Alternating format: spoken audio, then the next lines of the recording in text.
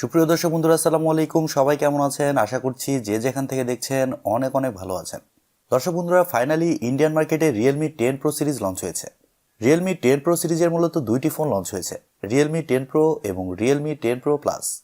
Realme 10 Pro এই ফোনটির base ভেরিয়েন্টের প্রাইস রাখা হয়েছে 18,999 রুপি এবং Realme 10 Pro Plus এই ফোনটির বেস ভেরিয়েন্টের প্রাইস রাখা হয়েছে 24,999 রুপি বা 25,000 রুপি।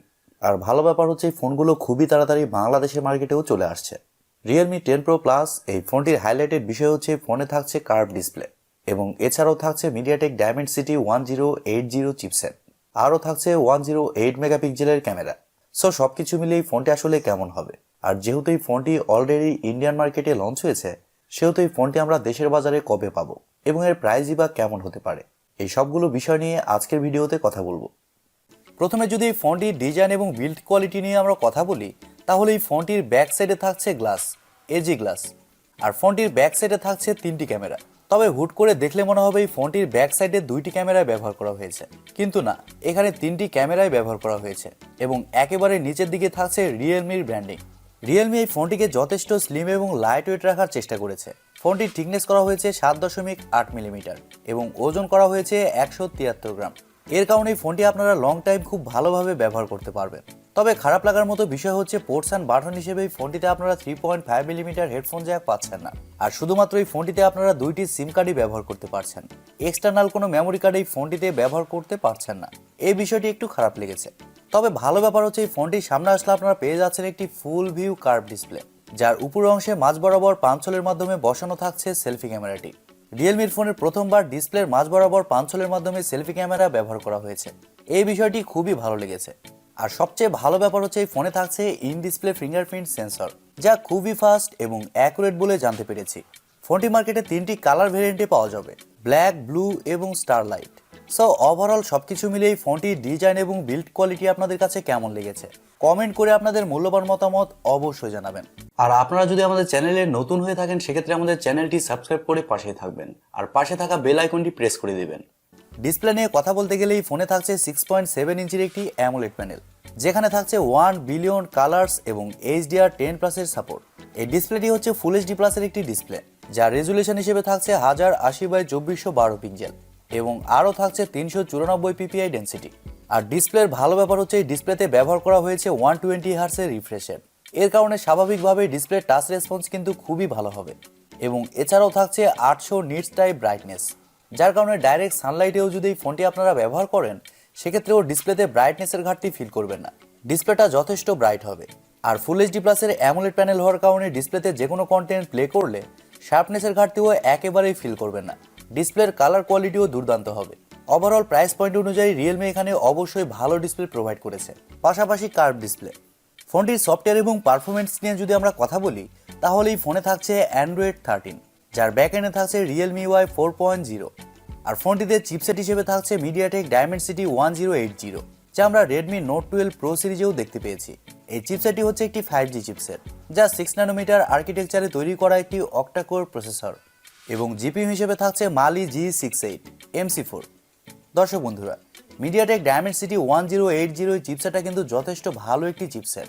এই চিপসেটটা হচ্ছে MediaTek Dimensity 920 থেকে কিছুটা আপগ্রেড, আর চিপসেটটা কিন্তু যথেষ্ট স্টেবল চিপসেট, যা আমরা Redmi Note 12 Pro সিরিজ থেকে জানতে পেরেছি। আর Mali G68 MC4 এই জিপিইউটি থাকার কারণে যে কোনো হাই লেভেলের গেমস মিডিয়াম টু হাই সেটিংসে ইজিলি খেলতে পারবেন, সেক্ষেত্রে গেমস খেলার সময় ল্যাগ বা ফ্রেম ড্রপ ফিল করবেন না। আর এছাড়াও মাল্টিটাস্কিং সহ অন্যান্য কাজও খুব ভালোভাবে করতে পারবেন, এদিক দিয়েও কোনো ধরনের সমস্যা হচ্ছে না। এই ফোনটি 3টি ভেরিয়েন্টে লঞ্চ হয়েছে, 6GB RAM 128GB ROM এবং 8GB RAM 128GB ROM, আর সবশেষে থাকছে 8GB RAM 256GB ROM, যার স্টোরেজ টাইপ হিসেবে থাকছে UFS 2.2 এবং র্যাম টাইপ হিসেবে থাকছে LPDDR4X।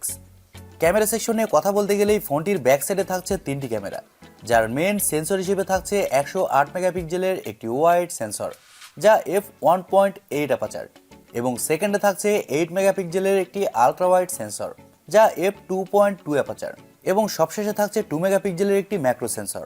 আর ব্যাক ক্যামেরার ফিচার হিসেবে থাকছে LED ফ্ল্যাশ HDR প্যানোরামা। তবে ভালো ব্যাপার হচ্ছে এই ফোনটির ব্যাক ক্যামেরা দিয়ে আপনারা 4K তে 30 fps এ শুট করতে পারছেন, আর 1080p তে সর্বোচ্চ 480 fps পর্যন্ত শুট করতে পারছেন। আর ফোনটিতে সেলফি ক্যামেরা হিসেবে থাকছে 16 মেগাপিক্সেলের একটি সেলফি ক্যামেরা।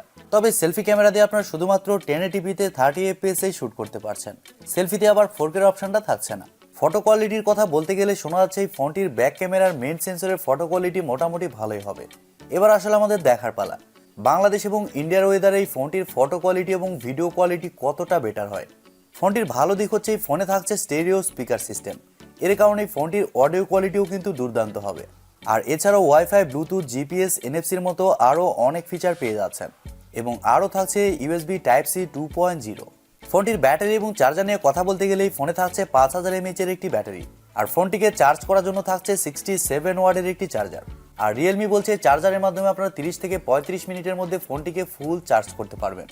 আর যেহেতু এই ফোনটিতে পাওয়ার এফিশিয়েন্ট একটি চিপসেট ব্যবহার করা হয়েছে, এর কারণে এই ফোনটিতে আপনারা ব্যাটারি ব্যাকআপও খুবই ভালো পাবেন। নর্মাল ইউজে এই ফোনটি আপনারা 1.5 থেকে 2 দিন খুব ভালোভাবে চালাতে পারবেন। তবে আপনি যদি হেভি ইউজার হন, তারপরে এই ফোনটি আপনারা একদিন খুব ভালোভাবে চালাতে পারবেন।